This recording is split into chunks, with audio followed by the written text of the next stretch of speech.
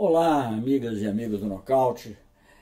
Nós estamos aqui de novo e, inevitavelmente, falando de Venezuela. Acho que a notícia do fechamento das fronteiras por parte do governo Maduro, em reação às ações provocadoras dos Estados Unidos, principalmente, faz com que nós pensemos nos cenários mais difíceis. O governo brasileiro, a posição oficial é de apoio a essa ajuda humanitária, embora os generais, sobretudo o general Mourão, diga que não favorece o uso da força. Mas eu acho que vamos tentar ver um pouquinho atrás disso, dessas expressões mais superficiais, o que existe.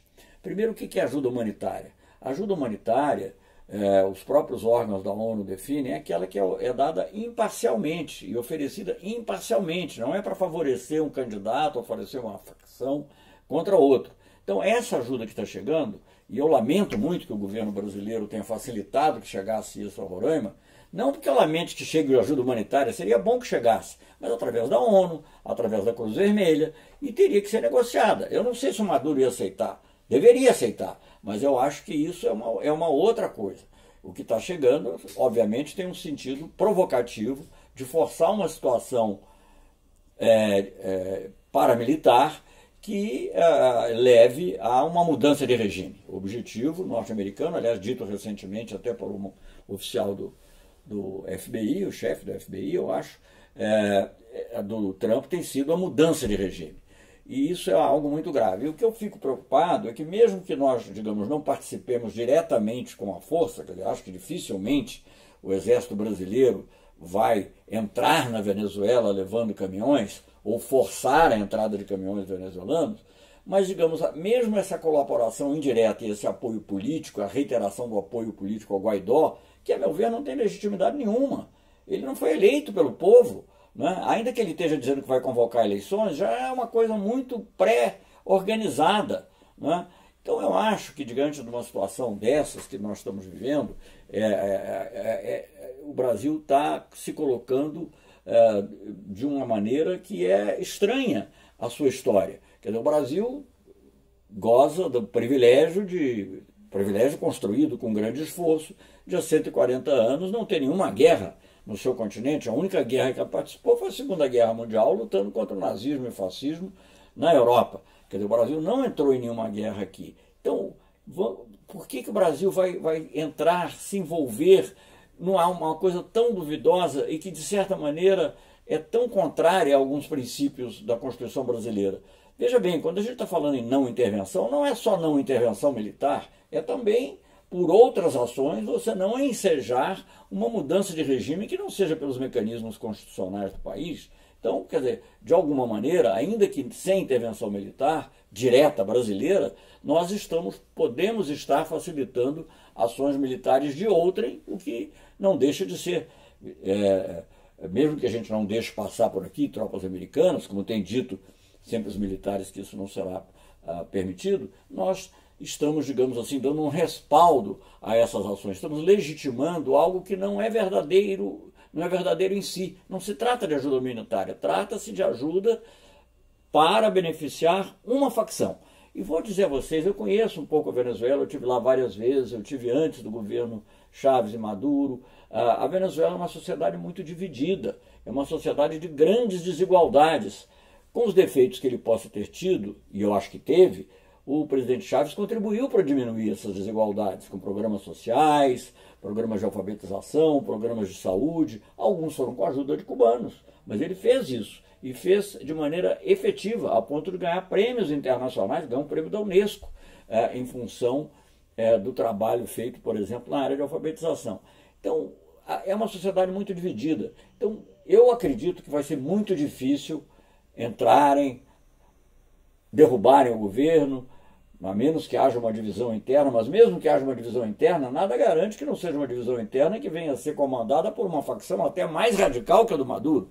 Mas, enfim, supondo que isso ocorra, não vai estar estabilizada a situação na Venezuela. Haverá um ressentimento muito grande dessas facções, dessas camadas mais pobres, que são muito grandes e que foram beneficiadas efetivamente pelo governo Chávez. Agora, diante de toda essa situação que tem a ver com o preço do petróleo, que tem a ver com o boicote financeiro internacional, comandado pelos Estados Unidos, que tem a ver com todas as dificuldades criadas de abastecimento pelos capitalistas venezuelanos e por seus apoiadores externos.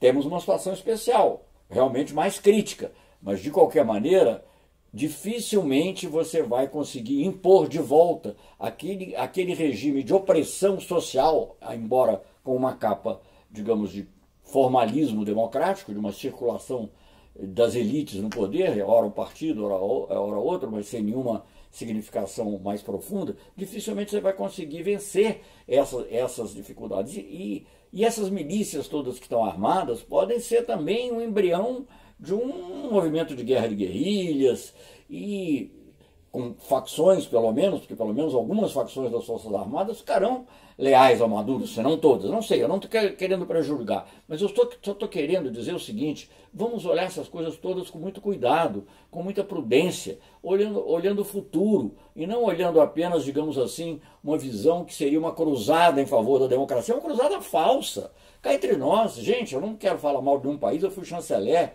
mas quando é que os Estados Unidos vão fazer uma cruzada, por exemplo, em alguns países do Oriente Médio, não vou mencionar nomes, que são seus aliados? Eles querem derrubar monarquias que são absolutistas, que negam direitos às mulheres, por exemplo, e aos estrangeiros brutalmente, que reprimem, assassinam os opositores. Isso preocupa os Estados Unidos? Isso preocupa os nossos aqui aprendizes de feiticeiros que estão indo na mesma linha? Não vejo.